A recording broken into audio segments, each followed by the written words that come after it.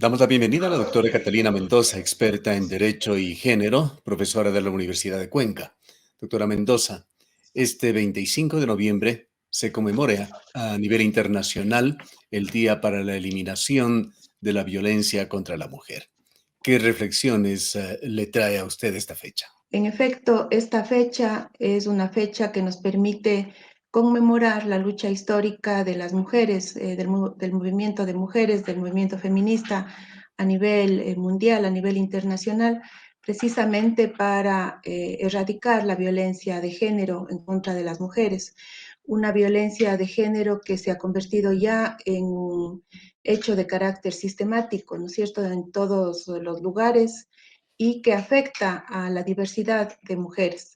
De tal manera que este 25 de noviembre nos permite reflexionar sobre la violencia de género como una de las peores formas de discriminación en contra de la mujer, además como un continuum de violencias, ¿no?, que permite articular la violencia de género con otras problemáticas que están presentes todavía en nuestras sociedades. Por ejemplo, la problemática de la división sexual del trabajo al interior de los hogares, la problemática de la discriminación salarial, entre otros temas, ¿no?, que muestran que la violencia se articula a una serie de fenómenos, de hechos que todavía muestran que las mujeres están ocupando un sitial inferior en nuestras sociedades. Y también muestra la importancia de que los estados, los gobiernos a nivel nacional, a nivel descentralizado, deban desarrollar un sinnúmero de políticas mucho más potentes precisamente para frenar este fenómeno.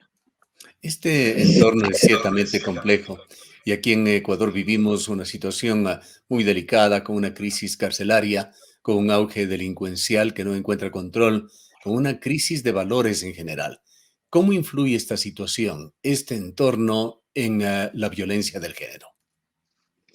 En efecto, la violencia de género no puede ser analizada sino a partir de un enfoque integral, ¿no? Un concepto integral que permita mostrar cómo nuestras sociedades siguen definiéndose, siguen organizándose a partir de asignar, ¿no es cierto?, roles, atributos, privilegios, poderes diferenciados a hombres y mujeres, ¿no? Muestra cómo la violencia de género en contra de las mujeres se ejerce, se expresa en el ámbito privado fundamentalmente, pero también en el ámbito público.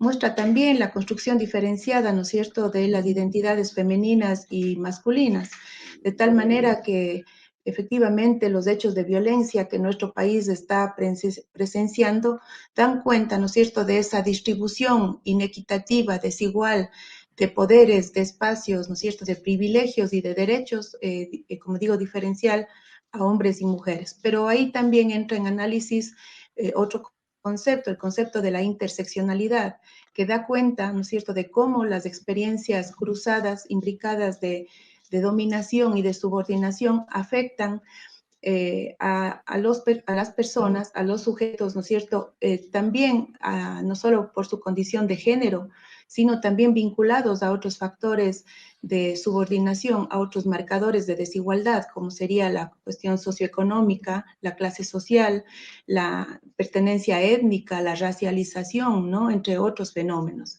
El pertenecer al campo o a la ciudad, el tener una condición migratoria, la orientación sexual. Vamos viendo, ¿no es cierto?, cómo estos marcadores de desigualdad van definiendo las experiencias, las vivencias de los seres humanos, de las personas, de los grupos en los que se integran de forma diferenciada. Pero muestra también, como decía hace un momento, las omisiones en las que está incurriendo todavía el Estado, ¿no? Los gobiernos dan cuenta de una ausencia, de una falta de presencia del Estado ecuatoriano en la formulación de políticas públicas para la prevención de la violencia, ¿no?, para el fortalecimiento de ese tejido social, de ese tejido comunitario, que sería en donde podríamos desarrollar mecanismos para acoger, para generar respeto, para generar nuevas masculinidades, entre otros factores. Los temas de género, incluyendo en esto la violencia de género, la violencia contra la mujer específicamente, eh, es un tema tendencia, diríamos, en prácticamente todos los países del mundo en la actualidad. ¿Cómo mira usted la situación relativa de Ecuador en cuanto a avances o retrasos, lo que sea del caso, en temas fundamentales como el aumento en la violencia de género y la cultura machista, los obstáculos en el acceso a la justicia con perspectiva de género? Es importante, creo yo, reconocer diferentes esfuerzos que se vienen haciendo en el ámbito nacional, ¿no? Esfuerzos que tienen a protagonistas como, por ejemplo, el Consejo de la Judicatura, ¿no? Recientemente, la Dirección Nacional de Acceso a la Justicia, el Consejo de la Judicatura pudo poner a disposición de la ciudadanía una herramienta muy importante, ¿no es cierto?, para el monitoreo de los casos de femicidio que son judicializados en el ámbito de la justicia, ¿no? No obstante, experiencias importantes como estas que acabo de mencionar todavía son políticas que no logran articularse a otras políticas que deberían mostrar una actuación mucho más integral del Estado ecuatoriano. Por ejemplo, en los temas de prevención del embarazo adolescente, ¿no es cierto?, vinculados a los temas de violencia de género, por supuesto, muestran todavía un déficit de desarrollo de la política pública en el ámbito de la educación. Es evidente. Igualmente, el Estado ecuatoriano sigue estando en deuda, por ejemplo, con la aprobación de una ley para la interrupción voluntaria del embarazo por causa de violación, ¿no? Sigue estando en deuda de las niñas, las adolescentes y las mujeres ecuatorianas, ¿no? El Estado ecuatoriano sigue estando en deuda en cuanto a la implementación de centros de protección integral para la prevención y atención de la violencia, no solo en ámbitos urbanos, sino sobre todo en el ámbito rural. Tenga en cuenta que el acceso a la justicia se ve condicionado fuertemente, ¿no es cierto?, por la ubicación urbana o rural, ¿no es cierto?, de las víctimas, de las sobrevivientes de la violencia. De esa manera, todavía el Estado ecuatoriano muestra un déficit, por ejemplo, en la articulación de las políticas de prevención de la violencia, por ejemplo, con las políticas de protección social.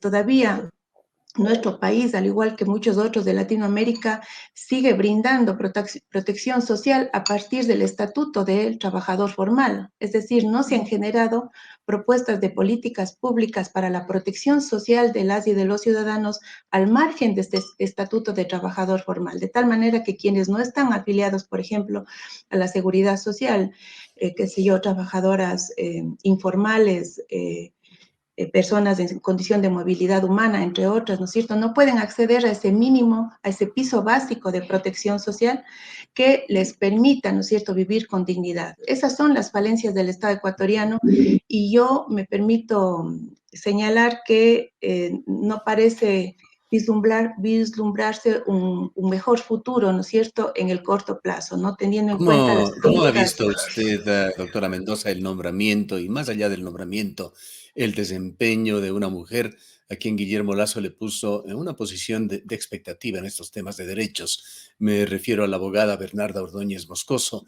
como secretaria de Derechos Humanos en este régimen.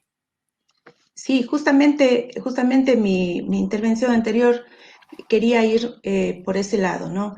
Al margen de considerar a Bernarda Ordóñez como una mujer preparada, ¿no? Una mujer comprometida con los temas de género, con la necesidad de transversalizar el enfoque de género en la política social y, por supuesto, en el quehacer del Estado ecuatoriano, lamentablemente los esfuerzos para la erradicación de la violencia de género no pueden ser analizados al margen, ¿no es cierto?, de la política social y de la política económica notoriamente regresiva que está implementando el actual gobierno del presidente Guillermo Lazo.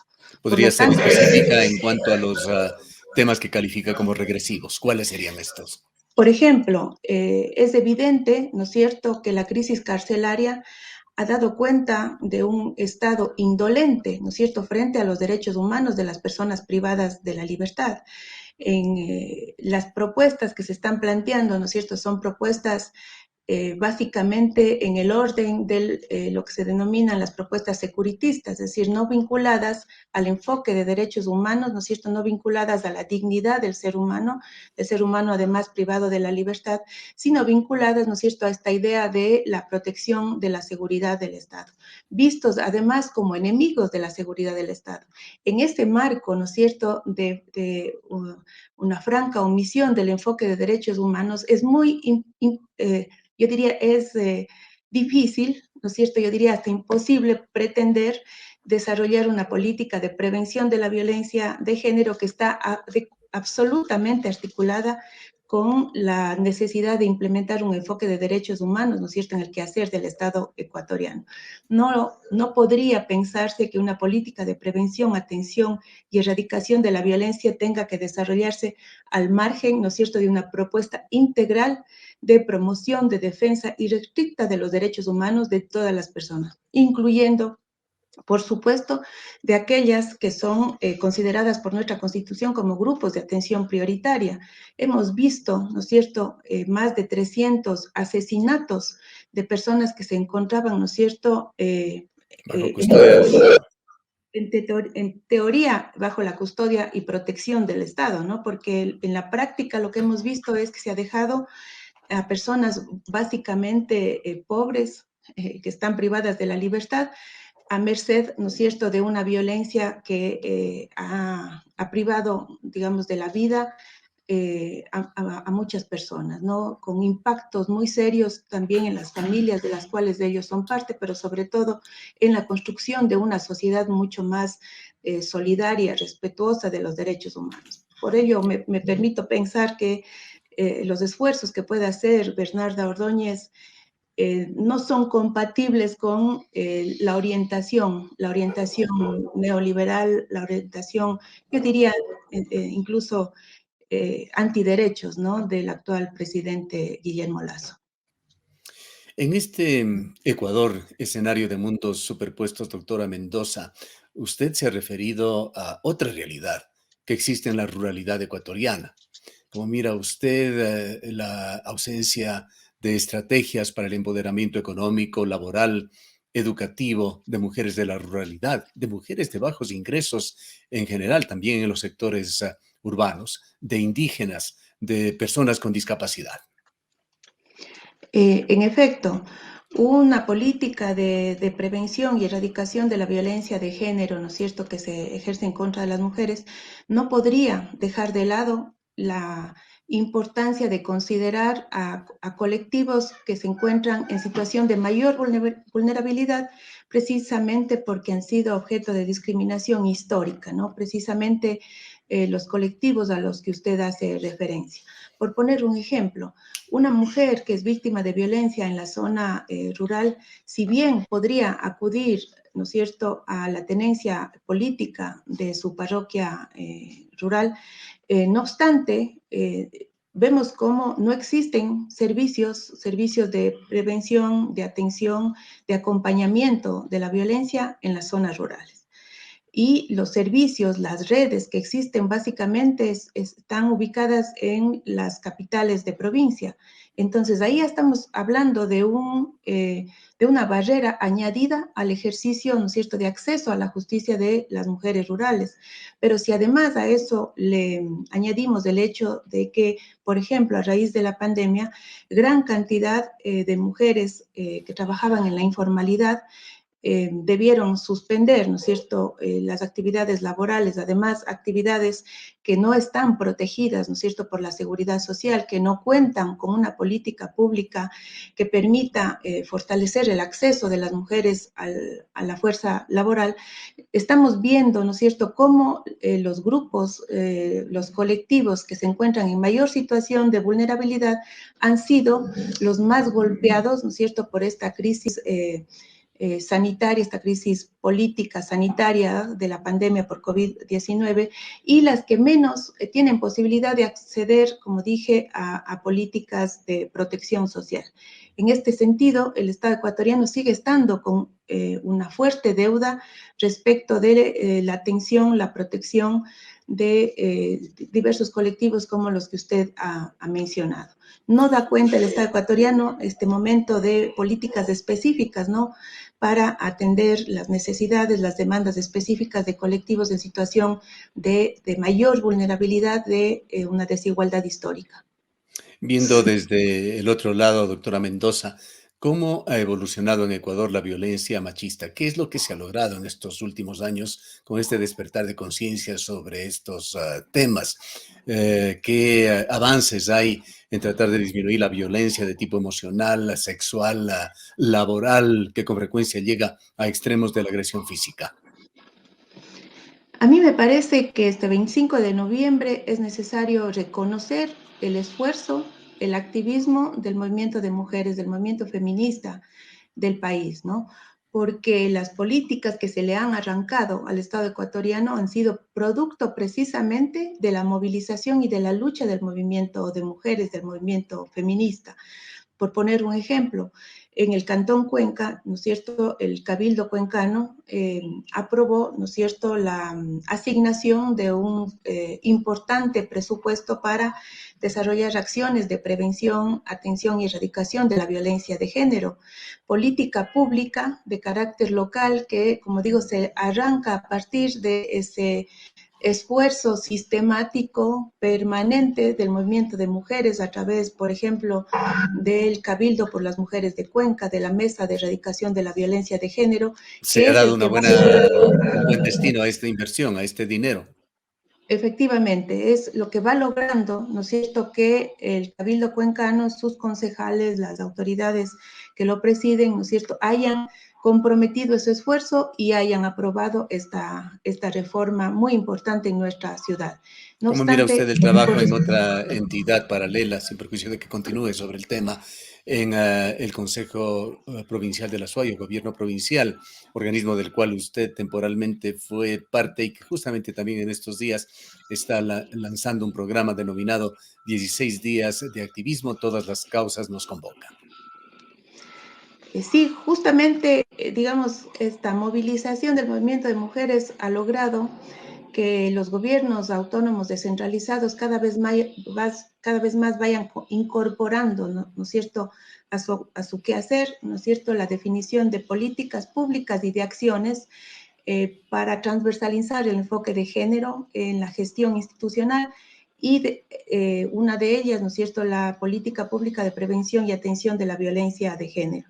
En ese sentido, el movimiento de mujeres, por supuesto, ve con muy buenos ojos cómo el municipio de Cuenca, la prefectura de la SUAY, otros gobiernos autónomos descentralizados de la provincia de la SUAY, no solo se incorporan, ¿no es cierto?, a esta campaña de los 16 días de activismo, sino van generando una serie de acciones para implementar proyectos dirigidos, ¿no es cierto?, a mujeres en su diversidad, ¿no?, a mujeres, en este caso, de las zonas rurales, ¿no?, que, como habíamos dicho hace un momento, son parte del colectivo, ¿no es cierto?, que mayores inequidades enfrenta en el ejercicio de sus derechos. De ahí que es muy importante reconocer la labor que están haciendo los gobiernos autónomos descentralizados, ¿no?, el municipio de Cuenca, la prefectura de la SUAY.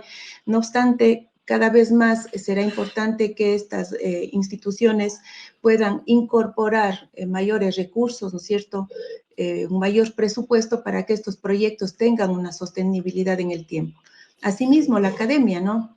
Hemos visto cómo la Universidad de Cuenca ha lanzado un muy importante programa por los 16 días de activismo que concentra a todas las instancias, a todos los estamentos de la Universidad de Cuenca. Igualmente, la Universidad Politécnica Salesiana, la Universidad de la SUAY, la Universidad Católica, ¿no? Son todas ellas instituciones de educación superior que están muy comprometidas con este proceso de transversalización del enfoque de género y en este caso particular su presencia activa, ¿no?, en estos 16 días de activismo en contra de la violencia de género. Finalmente, doctora Mendoza, háblenos sobre lo que vemos como una gran contradicción. Cuenca con frecuencia es mencionada por el resto del país como un referente en la cultura, pero Cuenca también refleja los índices más altos de violencia contra la mujer en Ecuador. Sí, en efecto, es un dato que nos preocupa muchísimo, ¿no? Si 7 de cada 10 mujeres en el país dicen haber sufrido algún tipo de violencia a lo largo de su vida y en diferentes esferas, nos preocupa muchísimo que Cuenca, que la SUAY, sea una de las provincias con más alto índice de violencia de género. Eso habla precisamente de un tejido social debilitado, ¿no es cierto? De comunidades que han sido debilitadas, ¿no es cierto? Por la existencia de un sinnúmero, diríamos, de jerarquías de opresión, ¿no? La jerarquía de género, el patriarcado es evidente, pero si a ello le sumamos otras jerarquías de opresión, ¿no? A este momento vivimos un capitalismo yo diría, muy feroz, ¿no? Que está amenazando, por ejemplo, en nuestras provincias, en nuestra provincia concretamente, ¿no es cierto?, con el desarrollo de la minería, a pesar de que nuestra provincia se ha manifestado históricamente en contra del extractivismo. Entonces, varias jerarquías de opresión se van ahí entrelazando. Entonces, me parece a mí que es importante considerar que hay necesidad de fortalecer, de reforzar esos lazos, esos vínculos sociales y comunitarios que se han debilitado por una serie de arremetidas de sistemas de opresión que han calado muy hondo, ¿no es cierto?, en este caso, los comportamientos de las y de los ciudadanos que van determinando, ¿no es cierto?, que la violencia de género, en este caso, se haya exacerbado. Gracias, doctora Mendoza, por habernos acompañado. Muchas gracias a usted por la invitación. La doctora Catalina Mendoza es experta en Derecho y Género, docente de la Universidad de Cuenca en la Facultad de Psicología.